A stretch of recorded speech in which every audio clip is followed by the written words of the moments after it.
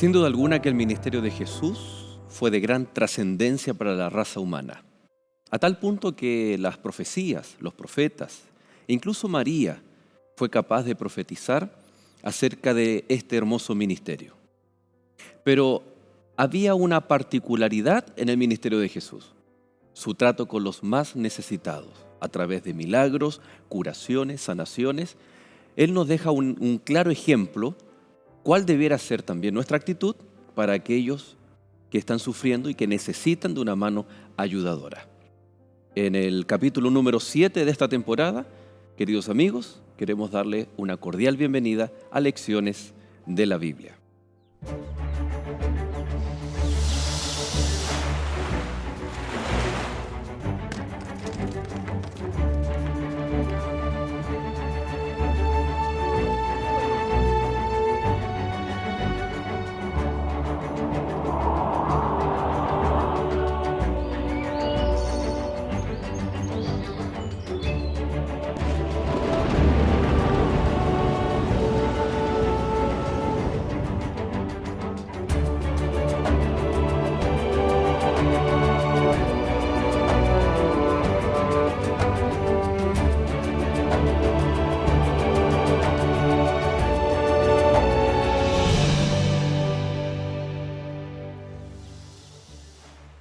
El Espíritu del Señor está sobre mí, por cuanto me ha ungido para dar buenas nuevas a los pobres.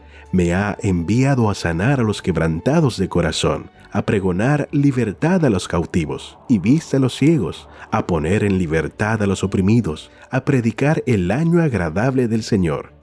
Lucas, capítulo 4, versículos 18 y 19.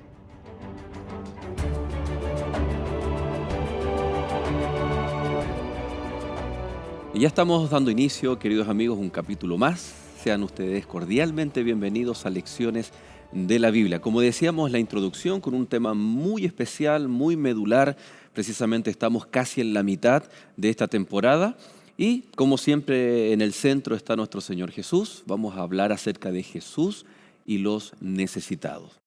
¿Cuál fue su ministerio? ¿Cómo aparece este ministerio en la Biblia? ¿O desde cuándo incluso este ministerio está profetizado? Y para eso está con nosotros un capítulo más, Pastor Andrés Dinamarca. Muchas gracias por acompañarnos. Muchas gracias, pastor. Estamos contentos, felices de estar con nuestros amigos. Sabemos que van a estar ahí con su Biblia, corroborando que lo que vayamos conversando esté basado en un escrito está. Y bueno, vamos a encontrarnos con el ejemplo máximo de misericordia, de compasión, de bondad, una entrega que llega incluso a la vida misma por el servicio de otros. Así que prepárese que el capítulo de hoy va a estar bien enriquecedor a través del Espíritu Santo. Así es. Y también, por supuesto, tenemos un invitado, bienvenido, nuestro hermano Rudy Reich, ¿no? Así es. Bueno, pastor, agradezco la invitación. Un privilegio y una bendición el poder acompañarlos. Y bueno, ¿cómo no resaltar lo importante que es el ministerio de nuestro Señor Jesús hacia los necesitados? Parte central de lo que son sus enseñanzas. Así que esperamos que esta lección también sea una bendición, no solo para nosotros, sino también para todos los que nos están acompañando. Muy bien. Bueno, cuéntanos un poquito, Rudy, de profesión ingeniero, ¿a qué te dedicas? Tengo a cargo dentro de la empresa donde trabajo el área de proyectos, lo que hace que sea bien dinámico y me permite estar viendo cada día cosas nuevas. Y participas de la iglesia adventista acá en Santiago llamada Pedro de Valdivia, que Pedro está de ubicada Valdivia. en un sector o en un barrio que es la comuna de Macul. Ujú. Ahí participamos junto con Eso mi más o menos esposa. en el centro, claro, de la región metropolitana, está como en el centro ahí de... En el centro oriente, Claro. está un poquito más hacia la cordillera. Así es. Ahí estamos ubicados. Y ya hace 12 años participando activamente con mi esposa en los caminos del Señor. Amén. Muy bien, ¿no? Aprovechamos de mandar un saludo a nuestros amigos ahí de la Asociación Metropolitana, que también siempre están dispuestos a colaborar con Lecciones de la Biblia. Y vamos a orar para que el Señor nos guíe, nos acompañe y por supuesto que sea de gran bendición para nuestros amigos que están en sintonía. Rudy, por favor. Oremos. Bondadoso Creador que estás en los cielos, Señor Jehová, a ti dirigimos nuestros ruegos para que esta lección permita exaltar tu nombre y, Señor, así como nos ha impresionado a nosotros, también pueda impresionar a todos quienes la escuchen, a todos quienes la vean, la reciban. Pedimos tu Santo Espíritu en el nombre de nuestro Señor Jesús. Amén. Amén. Amén. Siempre hablamos del ministerio de Cristo Jesús, que hizo varias cosas, ¿no? Pero, ¿qué fue lo que ocupó mayor cantidad de tiempo en el ministerio de Cristo acá en esta tierra? Justamente ayudar a los necesitados. Son más de 1200 referencias que aparecen en la Biblia respecto de que el Señor Jesús nos encargó una tarea muy importante, que era no descuidar a aquellos que estaban en necesidad. Ujú. Podríamos hablar de la enseñanza, de la predicación y de la sanación, ¿no? Y atender las necesidades estaba muy vinculado con las sanaciones. ¿Por qué? Y aquí el por qué es el trasfondo que hay del Antiguo Testamento, las profecías mesiánicas, ¿no? ¿Por qué se enfoca mucho en la atención a los necesitados? Fíjate que nunca tenemos que olvidar que el principio de la venida de Cristo, además de tener digamos, una acción salvífica, redentora, también tiene la finalidad de mostrar el carácter de Dios de manera palpable a la gente. Y cuando Él empieza, digamos, cuando Él es profetizado, cuando Él es anunciado, no solo como príncipe de paz, sino que también como alguien que viene a instaurar una forma diferente de vivir. Por lo tanto, en el ministerio de Jesús lo que vemos es el cumplimiento de lo anunciado siglos antes. ¿Qué es lo que hace Jesús? Jesús, digamos, pone en actividad un plan que es sumamente estratégico, pero al mismo tiempo surge por naturaleza, que es acercarme a las personas, ganarme su confianza, mostrarme como alguien que viene a dar. Porque habría sido muy fácil que él hubiese venido y hubiese gastado más tiempo predicando, grandes conferencias en la ladera de Galilea y miles de personas que también lo hizo, pero en realidad la mayor parte del tiempo él está persona a persona, en comunidades, acercándose al discriminado, tocando al que nadie tocaría. Y de esa manera las personas se van preguntando, ¿qué pasa aquí? ¿Por qué hay un carácter tan distinto? Hasta que empiezan a reconocerlo como Mesías, hasta que empiezan a darse cuenta la comunión, los beneficios de una comunión permanente con el cielo. Y finalmente lo que hace es mostrar de la manera más clara el carácter de un Dios que es todopoderoso y, para efectos de la lección, un Dios que es misericordioso. Y un Dios, perdón, pastor, que está cercano. La figura de un Dios lejano, castigador, es no solo una condición que se presenta hoy o que muchas personas lo creen así, sino también en la antigüedad. Y el Señor Jesús viene a mostrar que, por el contrario, Dios está cerca, que está preocupado, que no es un Dios distante, sino que es un Dios que está atento a la necesidad de cada uno de sus hijos. Y lo muestra, ¿cierto? Como dice ahí en Lucas capítulo 4, cuando dice estas palabras de que he venido a dar libertad a los oprimidos, sanar a los enfermos, se cumplen hoy. ¿Por qué se cumplían? Porque Él estaba ahí, empezando su ministerio. Interesante que Jesús no fue el primero en ser declarado por el pueblo o por las personas o ser visto como el Mesías. Podríamos decir que Jesús necesitaba marcar la diferencia. Ya antes que Él, habían personas que querían zafar a Jerusalén del yugo romano y por ende ser esos salvadores, esos Cristos. Pero claramente el Señor no venía a zafar al pueblo de Israel del yugo romano, sino del pecado.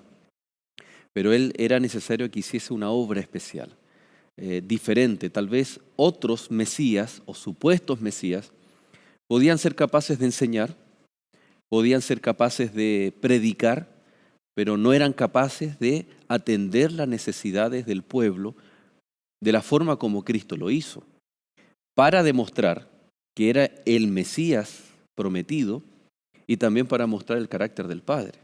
Ahora, hay un evento especial en Lucas capítulo 1, verso 46 al 55, que podemos relatar la historia. Nuestros amigos ahí en casa pueden tal vez leer con detenimiento la historia. Siempre nos acordamos de Isaías, ¿no?, de los profetas que anuncian al Mesías, a Cristo Jesús. Pero aquí vemos a María, aún teniendo a su hijo en el vientre, y podemos tal vez destacar algunos versos. ¿Qué dice ahí? Un canto de alabanza de María. Tal vez contextualizar en qué momento fue eso, ¿no? Por qué razón ella sintió alegría, cantó, y en su canto está tomando extractos del Antiguo Testamento para aplicarlo al hijo que estaba en su vientre. Sí, fíjate que mi hermano mencionaba el concepto de este Dios cercano. Es tan cercano que, por ejemplo, en el versículo 48 dice, ha mirado la bajeza de su sierva, es decir, o sea, yo no soy merecedora de, y aún así, este Dios ha visto a bien tener a su sierva más allá de lo imperfecta que soy o más allá de los errores que tengo. Y me otorga este don, este privilegio de las cosas grandes que Dios va a hacer, yo voy a ser partícipe. Entonces, yo creo que María está contemplando de partida que hay un anuncio que es sobrenatural, ¿verdad?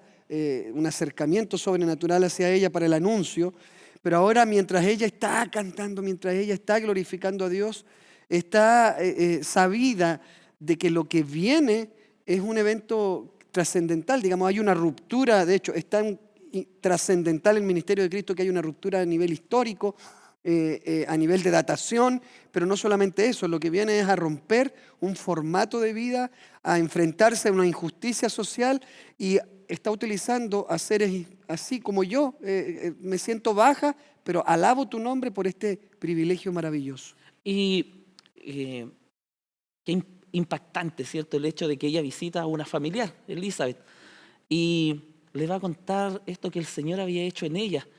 Pero no solo relata el hecho, ¿cierto?, de lo que el Señor había hecho con ella, al considerarla, ¿cierto?, siendo tan humilde, sino también el hecho de que ahora le dice, ¿cierto?, en el verso 52 también, abatió de sus solios a los potentados y exaltó a los de humilde condición, hablándole de que el Señor venía a poner las cosas en su lugar. Suficiente opresión había, ¿cierto?, ya por parte del yugo romano, sumado, ¿cierto?, a lo que la casta religiosa había hecho con la gente en Jerusalén. Y ahora ella le dice, el Señor nos va a exaltar, nos va a dar una posición, nos está redimiendo. Recuerdo, ¿cierto?, como cuando Ruth en el Antiguo Testamento, ¿cierto?, es redimida por voz de un lugar apartado. Y aquí ahora el Señor Jesús viene también a redimir a su pueblo, a darle un lugar especial. Acá tenemos una verdad del reino de los cielos que Jesús después lo expresó de forma bien explícita, ¿no? Cuando dijo el menor o el que se humilla será enaltecido y el que se exalta será humillado, ¿no? Entonces es interesante la declaración de María, la madre de Jesús, en este cántico, lo que tú estás señalando, está mostrando la esencia del reino de los cielos. Y curiosamente Israel esperaba otro concepto de reino, otro concepto de reino. Y cuán importante fue el ministerio de Jesús para establecer las verdades del reino de los cielos, en donde los necesitados juegan un papel, pero trascendental, para que los hijos de Dios desarrollen también esta extensión del ministerio de Cristo Jesús. Y eso es lo diferente del ministerio del Señor Jesús como, entre comillas, caudillo de los que lo habían anticipado, ¿cierto? Que finalmente eran libertadores políticos. Era un guerrero que iba a comandar a varios soldados para tratar de liberarse del yugo romano. Pero no es así como lo presenta el Señor Jesucristo, sino que por el contrario, ¿cierto?, desde una posición bastante más humilde, bastante más tranquila, le dicen, nosotros tenemos opciones a tener algo mejor, pero a través del amor, a través de la misericordia. Y qué importante, ¿cierto?, cuando dice que su ministerio no es de él, sino que ha sido ungido por el Espíritu Santo para llevar a cabo esta tarea. Por eso es que se diferencia tanto de los formatos, y los otros pasaron, pero lo del Señor Jesucristo trascendió a lo largo de los siglos. Fíjate que el versículo 54, de una u otra manera, para efectos del tema de la lección, nos presenta algo de lo que se habían olvidado como pueblo de Dios, porque dice, acordándose de la misericordia. O sea, el ministerio de Cristo vuelve a traer al tapete, vuelve a traer a la palestra, vuelve a traer al diálogo entre las personas el concepto necesario de misericordia por parte de alguien que dice relacionarse con Dios. Teníamos dirigentes religiosos que se vendían por, digamos, beneficios materiales, Tenemos la injusticia de personas que se congregaban en sinagogas, pero que fuera de ellas no vivían lo que habían oído o lo que decían creer. Entonces María también menciona, parte del ministerio de Cristo es acordarse de la misericordia, volver a ver no a un libertador vengativo, porque en realidad eso era lo que el pueblo esperaba, un vengador, un libertador que viniera a vengar la opresión. Y sin embargo lo que se encuentran es un libertador misericordioso, que en definitiva lo que hace es presentarse bajo un formato de vida tan atractivo que hace que la lucha contra esta injusticia no nazca ni desde las armas, ni desde la confrontación entre personas, sino mostrando otro estilo de vida que traía mucho más beneficio, una riqueza integral, no solamente material, sino del espíritu. Y finalmente es lo que conlleva el ministerio de Cristo, un cambio, una revolución social que hasta el día de hoy nos hace a nosotros, por ejemplo, reunirnos, dialogar, utilizar medios de comunicación, presentando que hay otra forma de vivir y es aquella que es gobernada por la presencia de Dios. Es interesante que Jesús entonces tenía una clara autoconcepción de quién Él era, obviamente, ¿no? El Mesías. Las declaraciones que encontramos de Jesús o autoproclamándose el Mesías, ninguna de ellas se da en Jerusalén. La gran mayoría de ellas, ¿no es cierto?, se da afuera, la mujer samaritana, se da con extranjeros, etc. Y cuando las pocas veces que se da dentro de Israel o de Jerusalén, no tuvo el efecto esperado, como gracias Dios, ¿no? Se abrieron nuestros ojos, ahora estamos frente al Mesías, sino todo lo contrario, incluso intentaron matar a Jesús. ¿Cuál fue esa declaración de misión de Jesús? Vamos a hacer un corte, queridos amigos, usted no se separe y ya retornamos aquí en Lecciones de la Biblia.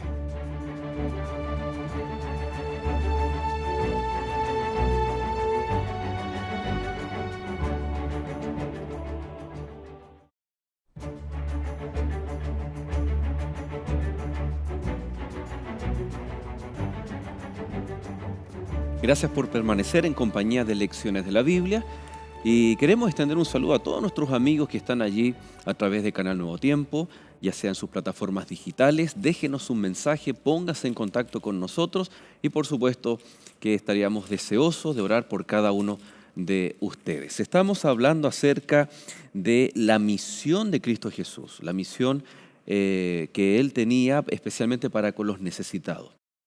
Cristo como el Mesías. Curiosamente, sus mayores declaraciones fueron a horas antes de su muerte, ante el Sanedrín, ante Pilato, ¿no? Él declara ser el Mesías, o al menos con la respuesta, tú lo has dicho, ¿no? Tú eres el rey de Israel, tú lo has dicho, ¿no? Jesús reconociendo allí, ¿no es cierto?, el cargo que se le estaba atribuyendo con la mujer samaritana, ¿no? Le dice, delante de ti está el Mesías. Y cuando lo hace frente a los judíos, en Lucas capítulo 4, ¿qué es lo que ocurre, ¿no? Podemos tal vez leer allí Lucas capítulo 4, el verso 16 dice que vino a Nazaret donde se había criado y en el día de reposo, un día sábado, entró en la iglesia, en la sinagoga, conforme a su costumbre y se levantó a leer. La pregunta es, ¿qué estaba leyendo? ¿Habrá sido coincidencia? ¿Jesús habrá tomado el rollo de un capítulo específico? No lo sabemos. Pero, ¿qué fue lo que Jesús leyó? Bueno, de hecho el mismo texto menciona cuál es el profeta al cual hace mención, ¿verdad?, que es Isaías. Y de hecho las palabras que él expresa de una u otra manera son una exposición bastante resumida pero completa del propósito de estar acá. Entonces empieza a mencionar, como decía mi hermano, el Espíritu del Señor está sobre mí por cuanto me ha ungido para dar buenas nuevas a los pobres, me ha enviado a sanar a los quebrantados de corazón, a pregonar libertad a los cautivos y vista a los ciegos, a poner en libertad a los oprimidos y a predicar el año agradable del Señor. Y de hecho, versículos después aclara, pero prepárense porque yo sé que esto aquí no va a pegar muy bien. Nadie es profeta en su propia tierra. Y versículos más adelante es tan clara la Biblia que expone que las sinagogas se llenaron de ira cuando empezaban a escuchar estos conceptos. Ahora, yo estaba tratando mientras leía digamos, esta declaración de misión, como lo expone el material, estaba recordando cuando Jesús llama a sus discípulos y les dice, los voy a hacer pescadores de hombres. La estrategia de la pesca que Jesús quiere enseñarle a sus seguidores está resumida aquí también. Es decir, al ser humano lo vamos a conquistar de esta manera. El principio que va a fundamentar la existencia de seguidores, el principio que va a fundamentar el ministerio de los que se hagan llamar cristianos, tiene que estar basada en esto. Y como decía mi hermano Rudy, es algo que viene desde el Antiguo Testamento, cuando hablamos de que digamos, el verdadero propósito de Dios, más que el simple resguardo de mandamientos por guardar, sino que mucho más agradable que cualquier sacrificio es tu obediencia, tu fidelidad. Pero ¿cómo la manifiesto? Bueno, visita, acompaña, preocúpate del afligido, dónde está la viuda, acércate al mendigo. Resulta que ahora estamos en el Nuevo Testamento, nos encontramos con Cristo, y cuando alguien quiera llegar a preguntarse cuál era el propósito en el trato de Jesús con las personas, el Señor dice, desde un principio yo se los voy a aclarar. Vengo a hablarles del año agradable del Señor, del tiempo. Ustedes tienen una bendición. El Hijo del Hombre está acá, vino a buscar lo que estaba perdido, pero vamos a volver a realzar el principio de misericordia, de compasión y de amor. Interesante notar que a partir de ahí la Biblia empieza a registrar una serie de milagros del Señor Jesús, pero no solo a un tipo de persona, sino que a un espectro mucho mayor de lo que incluso tal vez nosotros podríamos llegar a entender o alcanzar. Dice que en una oportunidad antes de ponerse el sol, había sanado a muchos. No aclara todavía a cuántos, pero después dice que sanó a un leproso, a un marginado de la sociedad, a alguien que nadie quería tocar. Después sanó a un paralítico. Después tenemos que sana ahora espiritualmente a un hombre llamado Leví, que era un cobrador de impuestos, un hombre de buena posición económica, donde a veces nosotros decimos, ¿cómo va a llegar el evangelio ahí? Pero llegó a él y lo tocó. Y no lo sana probablemente de una enfermedad física, pero sí de la angustia, ¿cierto? Del vacío espiritual que él tenía. Y cómo quiebra paradigmas, ¿cierto? Que después otro personaje muy conocido, que es Juan el Bautista, estando preso, manda a sus discípulos a preguntarle, dice, ¿eres tú el que había de venir o vamos a esperar a otros? Y en Lucas, ¿cierto? Ahí en mismo el capítulo 7 le dice, vengan y vean lo que estamos haciendo. Sanamos a los que están enfermos, atendemos a los que tienen necesitados. Fíjense cómo estamos echando demonios. Ahora vayan y cuéntenle a Juan que el reino se ha acercado, ¿cierto? Interesante que ellos tenían, de hecho fue la sinagoga donde Jesús leyó al profeta Isaías, ¿no? Este rollo. Los fariseos también tenían este conocimiento. ¿Por qué les costó tanto aceptar a Jesús como el Mesías? ¿Por qué no van directamente como Juan el Bautista a preguntarle a Jesús, ¿eres tú? Si bien la mayoría de los milagros de Jesús se dieron en Galilea, hubieron una gran cantidad también allí en Jerusalén. ¿Por qué razón, aún viendo las manifestaciones, las evidencias, cuando uno lee Isaías 61 o Lucas 4, vista a los ciegos, Jesús lo hizo, ¿no? Encontramos a quebrantados sanar a los quebrantados de corazón, cuando le dice a la mujer adúltera, ni yo te condeno, vete y no peques más. O cuando Jesús antes de sanar decía, hijo, tus pecados te son perdonados, es decir, esa sanación primero del corazón. En Jerusalén fueron testigos de Jesús, pero ¿por qué resistieron tanto a aceptar a Jesús como el Mesías? ¿Qué problema hay ahí entre lo que sé y lo que estoy mirando? Yo creo que también, yo le agregaría, aparte del saber y del mirar, está la expectativa que yo tenía de. Yo creo que si hay algo con lo cual chocan con frecuencia los líderes religiosos de la época, es con la expectativa de lo que ellos consideraban Mesías, y no solamente eso, sino con la expectativa de cómo pensaban ellos que Dios resolvería las injusticias que se podían estar dando en el momento. Entonces, por más de que los milagros son irrefutables, porque de hecho algunos fueron hechos ante la vista de ellos, y otros eran relatados por testigos enviados por ellos mismos para comprobar visualmente de que realmente estaba pasando esto con el maestro dulce que caminaba y se movía entre los menesterosos. Resulta que la profundidad del orgullo y de la comprensión de sentirse mejor que los demás le hace, digamos, casi imposible imaginarse que el Mesías vaya a hacer algo que yo no estoy dispuesto a hacer. Como decía mi hermano, tocar al que nadie toca, acercarme al inmundo, sentarme a la mesa con los pecadores. A ver, aquí nos están desordenando un ordenamiento que de la boca para afuera decimos que está mal, pero parece que nos acomoda bastante porque estamos bien ubicados. Pero si Él, que viene a presentarse como Hijo de Dios, empieza a acercarse y a considerar de que el mayor es el que más sirve, estamos complicados porque nosotros no estamos aquí tanto para servir, más bien estamos aquí para ser servidos. Pastor, y ahí rompe completamente el molde.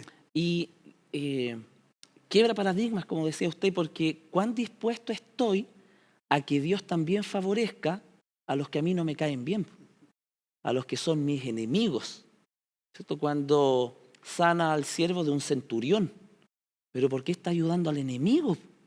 Si esto, por el contrario, debería eliminarlos, no ayudarlos. Y cuando también este alcance de empezar a ayudar realmente a quien está necesitado, pone también en la cuerda floja mi posición. Porque si yo voy a ver afectado mi estándar, la manera en que vivo, las situaciones o los accesos de lo que yo tengo en cuanto a lo económico, entonces si ayudar a los demás va a significar que yo voy a tener que empezar a privarme, tal vez no estoy tan dispuesto. Y el Señor Jesús dijo que nosotros teníamos que ayudar, no solo hasta, ¿cómo decirlo de una manera práctica?, con lo que nos sobrara, sino que teníamos que ayudar a una costa de nosotros mismos. ¿Cierto? Cuando dice, si alguien te pide llevar una carga por una milla, no la lleves por una milla. Si te está obligando por una, llévala por 2. Y si te pidió la camisa, dale la chaqueta también. Oh, pero que yo voy a quedar entonces descubierto. Ahí es donde empieza a chocar respecto de lo que el Señor nos pide con lo que yo realmente quiero que me pide el Señor, porque hasta dónde me acomoda. ¿Cierto? A veces nosotros podemos estar haciendo las cosas correctas, pero por motivos equivocados, con un anhelo diferente. Aquí el Señor dice que tenemos que hacer las cosas correctas, pero también con las motivaciones correctas. Es importante dejar en claro que Jesús tenía una misión, ¿no? Y cuando estaba en la sinagoga, Él hace esta declaración de misión, que no surge ahí, no es algo espontáneo, no es algo improvisado, sino que estos milagros están en el contexto de no solamente evidenciar, porque el pueblo en algún momento le dice, pidió señal, ¿no? Los líderes religiosos querían una señal para ver si realmente Jesús era el Hijo de Dios. Pero las señales ya se habían dado, ¿no? Como parte de un plan. ¿Qué eran los milagros de Jesús, en otras palabras, ¿no? ¿Eran casos fortuitos? ¿Jesús quería demostrar algo a alguien? ¿Bajo qué contexto se daban los milagros de Jesús? Porque también las personas que fueron sanadas volvieron a enfermar y inevitablemente también murieron. Fíjate que cuando uno empieza a analizar digamos, el relacionamiento de Jesús con los milagros, cuando Jesús muere y después resucita, si bien estamos hablando de un periodo ministerial, pero estoy hablando post-resurrección, el libro de Hechos expresa en el capítulo 1, se presentó ante sus discípulos con pruebas indubitables, pruebas.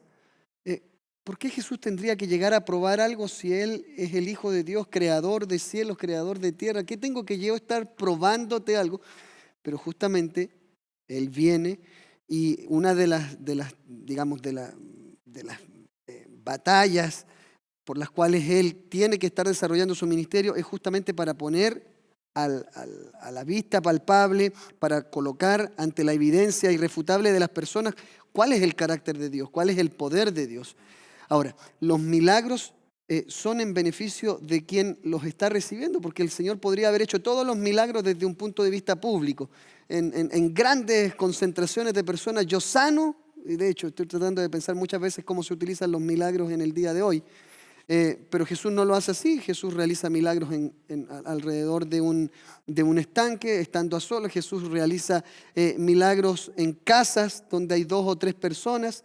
Jesús resucita a una hija de un matrimonio y en vez de pedirle a ellos que expandieran la noticia, habitualmente pide calma.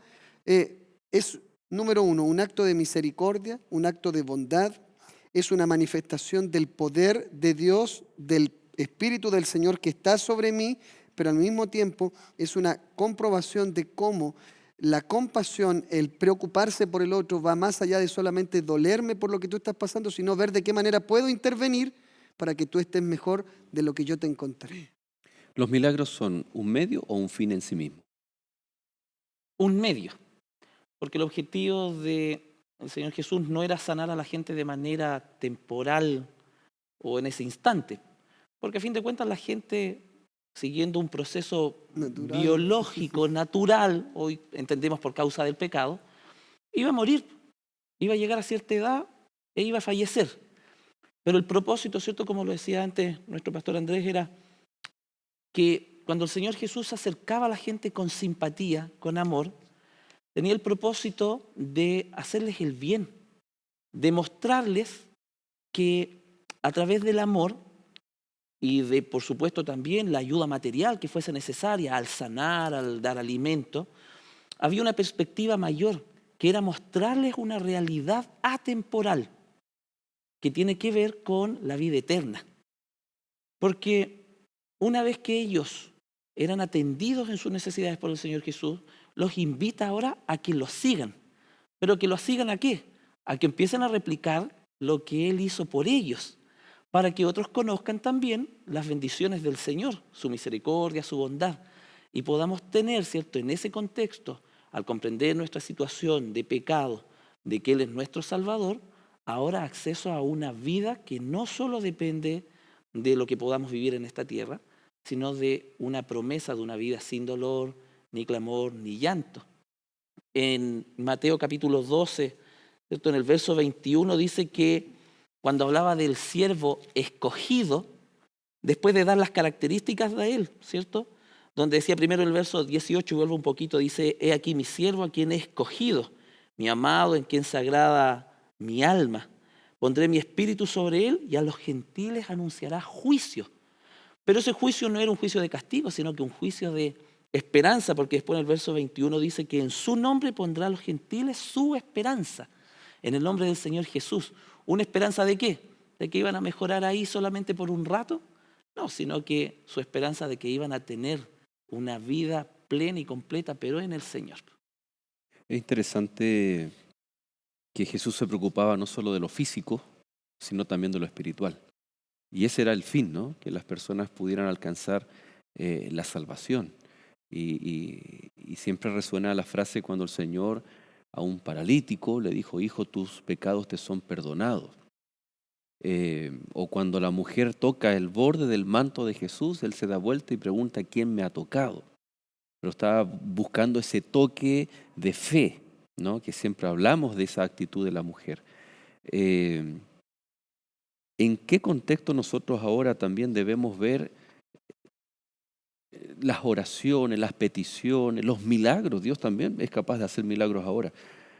Puede que tal vez yo le estoy pidiendo algo al Señor, una enfermedad, alguna solicitud, y lo más probable es que nuestros amigos también muchas veces están haciendo petición al Señor, pidiendo un milagro, pero estamos transformando al milagro en un fin en sí mismo, cuando tal vez es un medio porque el Señor está permitiendo para nuestra salvación, para que nosotros lo podamos reconocer. Vamos a continuar. ¿Qué les parece? Hablando de esto especial, viene algo cuando Jesús también le tocó enfrentar injusticias, problemas, dificultades, de qué forma Él también lo sobrellevó. Nosotros hacemos un alto, queridos amigos, no se separe, ya regresamos aquí en Lecciones de la Biblia.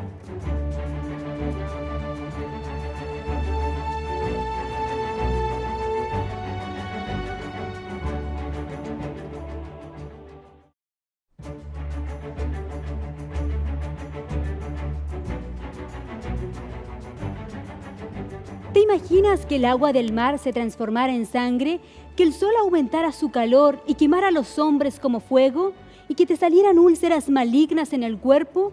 Estos eventos ocurrirán en el futuro. Dice la Biblia que caerán sobre la tierra 7 plagas. Pero, ¿sobre quiénes caerán? ¿Por qué razón? ¿Y qué podemos hacer para estar seguros y no recibir estas terribles plagas?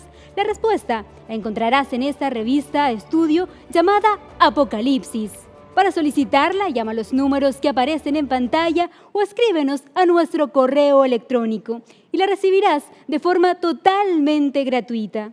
Sigue la sintonía de Lecciones de la Biblia. Ya estamos de regreso, queridos amigos. ¿De dónde usted nos sintoniza? De Perú, de Bolivia, Paraguay, Uruguay, desde el Ecuador, desde Argentina o desde Chile. Y por supuesto a través del internet, desde cualquier otro lugar, pero especialmente a nuestros amigos de Nuevo Tiempo. ¿De dónde usted nos sintoniza? ¿Le gustaría que donde usted esté le pudiésemos hacer un obsequio?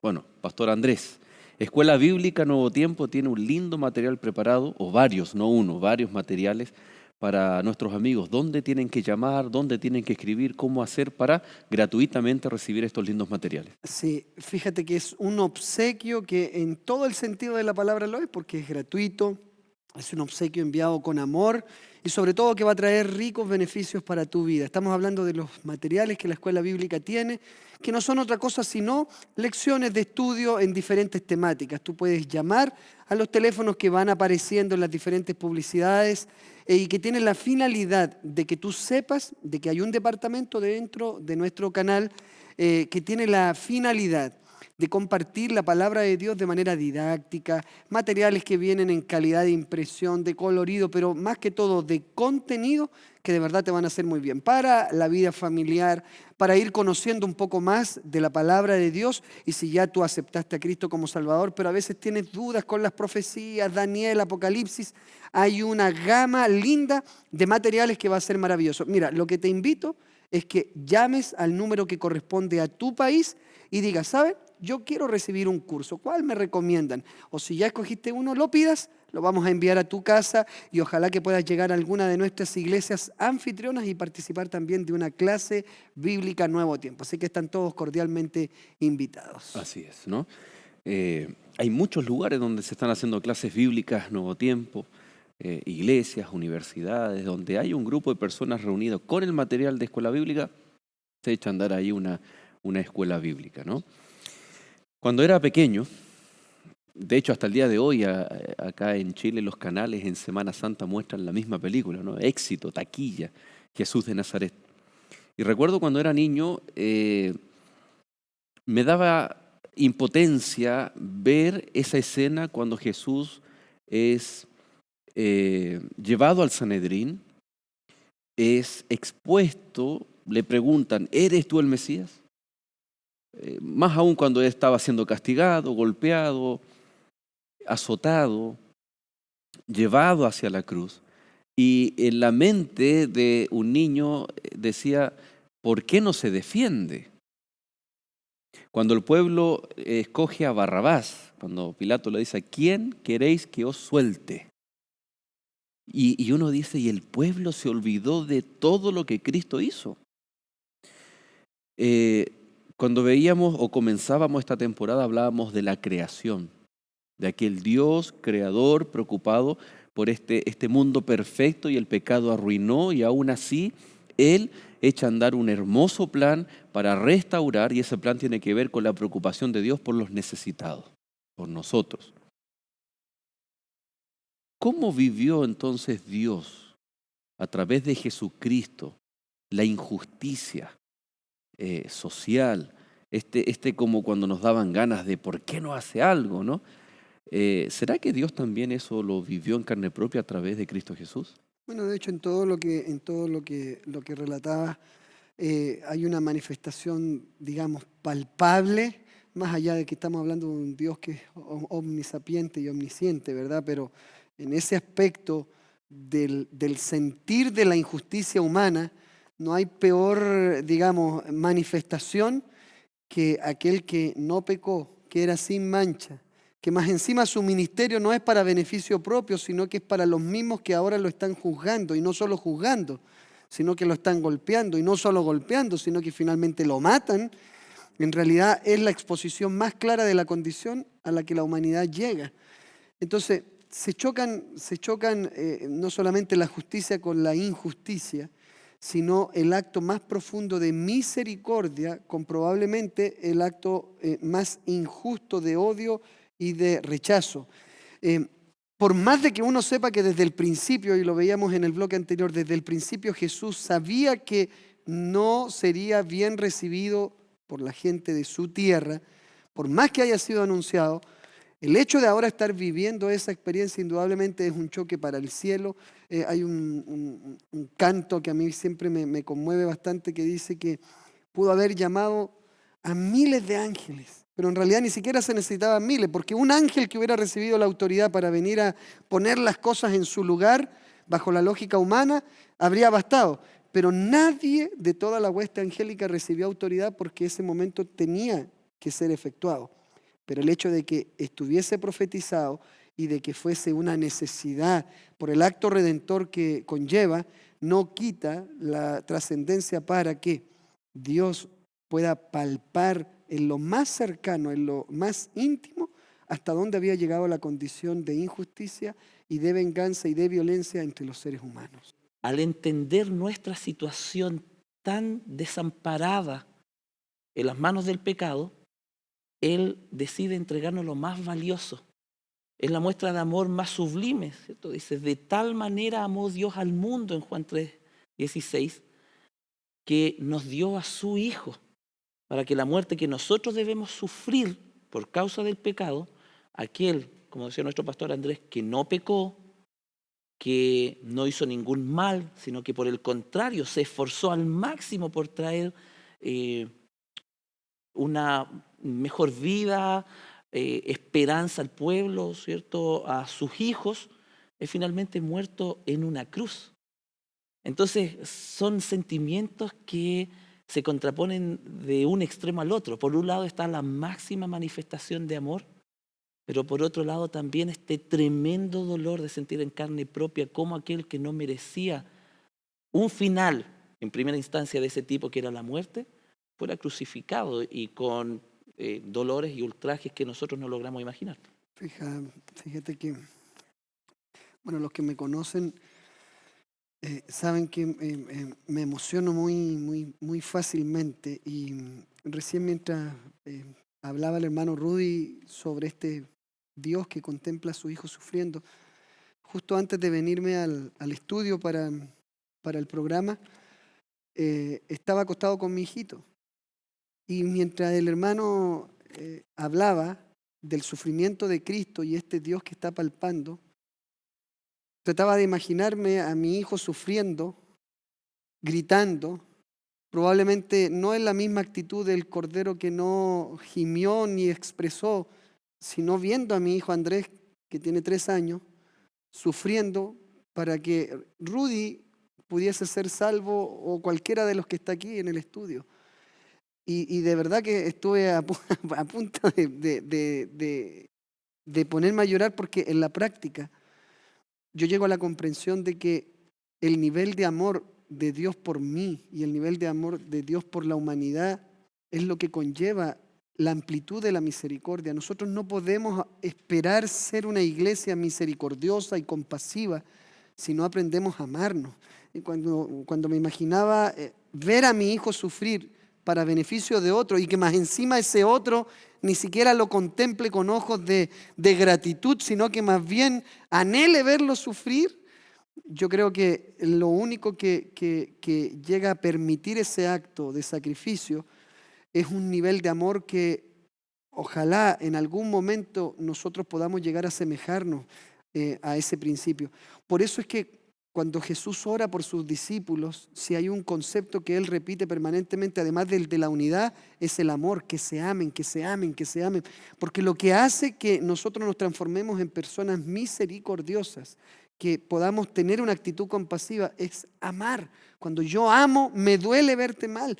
Y me duele tanto que yo estoy dispuesto no solamente a orar y no solamente a pedir a Dios que ojalá se sane tu dolor, sino me pregunto de qué manera yo puedo actuar a favor tuyo. Y en este caso Dios, la manera que tuvo fue la más dolorosa, pero al mismo tiempo la más completa, que era el sacrificio de su Hijo para que todo aquel que en Él creyera no se perdiera, sino que tuviese vida eterna. Y las cosas secundarias pasan, valga la redundancia, a segundo plano. Muchas veces, tal vez, hablando en una congregación de cristianos, puede entrar una persona pecadora, que todo el mundo sabe en el barrio que es pecador, una prostituta o alguien, y uno queda mirando de forma recelosa. En otras ocasiones puede entrar una persona que no tiene la oportunidad, como muchos de nosotros, de asearnos todos los días. Una persona en situación de calle entra y nos preocupa más el olor que expele que de la oportunidad de esa sanidad espiritual y física, ¿por qué no? En el lugar donde nos toca pastorear hay un movimiento, una agrupación de hermanos y universitarios que se llama Ayuda Urbana. Sé también que está en la Universidad del Plata, ahí en la UAP, en Brasil, en diferentes lugares se están movilizando hermanos de iglesia, jóvenes, adolescentes, para ir en ayuda del prójimo. Y saben que nos pasa algo bien interesante porque son personas que están dispuestas no solamente a lavar, no solamente a limpiar, literalmente curar heridas que son necrosas, con gangrena. Y ahí está la gente limpiando, ayudando. Y uno dice, no son predicadores, no son maestros de escuela sabática, no son grandes líderes públicos de la iglesia, pero están desarrollando el ministerio de Cristo, ¿no? Y es paradójico cuando muchas veces ellos vienen abrazados con las personas más necesitadas de nuestra sociedad y los llevan a los pies de Cristo a través de un culto, algún programa especial, y los que estamos alrededor muchas veces miramos con una mirada crítica. Cuando vamos a la Biblia tenemos al pueblo de Dios que tenía las promesas, las profecías. Todo lo que Jesús hizo estaba profetizado. La misma María hablaba de lo que Cristo iba a hacer a través de este canto profético que ella entonó. Habían evidencias, pero absolutamente claras, concretas, de que Cristo era el Mesías. Pero por alguna razón, y curiosamente los más religiosos, lo que hicieron fue criticar lo que Jesús hacía. ¿Quién es este para perdonar los pecados? Y no se enfocaban que Él era el que estaba dando la salvación de los pecados, era el que estaba dando la oportunidad y usando como un medio el milagro o la sanación. Es sin duda alguna motivo de reflexión para cada uno de nosotros, que muchas veces, en algunas lecciones lo decíamos, ¿no? Hablamos de que somos oprimidos, pero cuidado, también nosotros podemos ser los opresores. Sí, yo creo que mi hermano Rudy y Pastor Joel, creo que de una u otra manera en el análisis de esta lección, si algo queda claro es que si queremos mirar a alguien como ejemplo para tener una actitud misericordiosa, no hay otro a quien poder estudiar de manera más profunda y conocer sino a Cristo Jesús. Pastor Joel, quisiéramos entonces ir a esos puntos centrales de este capítulo, de esta lección, que indudablemente tienen que ser no solamente interiorizados como algo teórico, sino también puestos en práctica para tener un cristianismo realmente tangible que dé a conocer el carácter misericordioso de Dios. Así que vamos, Pastor Joel, con ese resumen. Gracias, Pastor Andrés. Vamos rápidamente, queridos amigos. La verdad que siempre nos falta un poquito el tiempo porque los temas son muy, muy apasionantes. Pero para eso queremos invitarle para que cada sábado se acerque a una iglesia adventista. En encuentraunaiglesia.org usted va a encontrar la más cercana a su hogar, donde vamos a estar estudiando, mire, acerca de esto, Jesús y los necesitados. María, cuando se encuentra con Elizabeth, su prima, ella se alegra tanto que entona el cántico, una alabanza llamado el Cántico de María, ahí en Lucas capítulo 1, en donde expresa el motivo o los motivos por el cual el Salvador debía venir a este mundo, para dar libertad, para sanar, cuidar a aquella nación. Y no solamente a aquella nación, encontramos que en Lucas capítulo 4, cuando Jesús está allí en la sinagoga, se levanta a leer y toma el libro de Isaías, el capítulo 61, que en ese tiempo era un rollo, y comienza a leer acerca de la misión del Mesías, dar vista a los ciegos, dar libertad a los oprimidos, tanto una misión para suplir necesidades físicas, pero especialmente también espirituales. Y Cristo después dijo: hoy se ha cumplido ante vosotros las palabras del profeta, declarando así que Él era el Mesías. Una declaración de misión que le daba sentido a la venida de Cristo Jesús. No de forma espontánea, improvisada, sino a través de la profecía de que desde un comienzo Cristo vino a demostrar no solamente su ministerio en esta tierra, sino cuál es el ministerio de su iglesia durante la historia y especialmente en el tiempo del fin para cada uno de nosotros. Cada vez que Jesús hacía un milagro, no era porque alguien aparecía y Jesús tenía que ayudarlo, sino que Él tenía dos propósitos. El primero de ellos era suplir una necesidad física de alguien que estaba con un dolor, con una afección, con alguna limitación. Y el segundo propósito y principal, ya que los milagros son un medio para alcanzar este propósito, era que pudiesen conocer de la salvación de Cristo Jesús. Por lo tanto, los milagros son un medio para la salvación, para que toda aquella persona que miraba un milagro o bien que pudiese ser objeto del milagro, pudiera aceptar a Cristo Jesús como su Señor y Salvador. Y lo último, y no por ser último es menos importante. Hablamos siempre de los necesitados, de aquellos que viven injusticia, de aquellos que están en momentos de opresión. El mayor o la mayor persona en este mundo que ha sufrido injusticias, oprobio, el odio, fue Cristo Jesús. Por lo tanto, nuestro Dios, a través de Cristo Jesús, pudo experimentar también lo que tú y yo podemos estar viviendo. Él es quien nos entiende. Él es quien va a permitir que una mano ayudadora pueda llegar a nuestra vida. Y por supuesto, nosotros como iglesia debemos también, así como Dios en Cristo Jesús, nosotros también entender las implicaciones de la injusticia, del dolor, de las limitaciones que muchas personas a nuestro alrededor están viviendo. Por supuesto que Dios también tiene una invitación para cada uno de nosotros. Si hay alguien que entiende tu dolor, si hay alguien que entiende el sufrimiento por el que estás pasando, ese es Dios. Si hay alguien que no solamente entiende, sino que está interesado en ayudar a calmar ese dolor, a superar la tormenta a lo mejor por la cual estás pasando, ese es Dios. Es parte de su naturaleza, el compadecerse, el tener misericordia, el extender su bondad, el tomarte de la mano cuando sientes que las fuerzas se acabaron. Hay un Dios preocupado por ti. Hoy día quisiéramos orar para que esta misericordia del ministerio de Cristo, que se extiende hoy por hoy o debiese extenderse a través de la iglesia, también pueda llegar a tocar la puerta de tu vida y te des cuenta que no hay mejor manera que vivir que aquella que es tomado de la mano de Cristo Jesús. Inclina tu rostro, cierra tus ojos, déjame orar por ti. Querido Dios, te damos gracias por los contenidos de esta lección de la Biblia. Queremos pedirte para que nuestro corazón pueda ir siendo moldeado de acuerdo al carácter tuyo, que podamos manifestar esa misericordia, esa preocupación, pero sobre todo ese amor por aquellos que nos rodean. Saca de nosotros el orgullo, el egoísmo y pon en nosotros la humildad y la misericordia. Bendícenos. Gracias por tu amor. En el nombre de Jesús. Amén. Muchas gracias, Pastor Andrés, por acompañarnos. Hermano Rudy, muchas gracias por su compañía en este capítulo. Y por supuesto a cada uno de ustedes, queridos amigos, les agradecemos por estar en este capítulo. Y les esperamos. Será hasta un nuevo encuentro en el próximo capítulo de Lecciones de la Biblia. Que Dios te bendiga.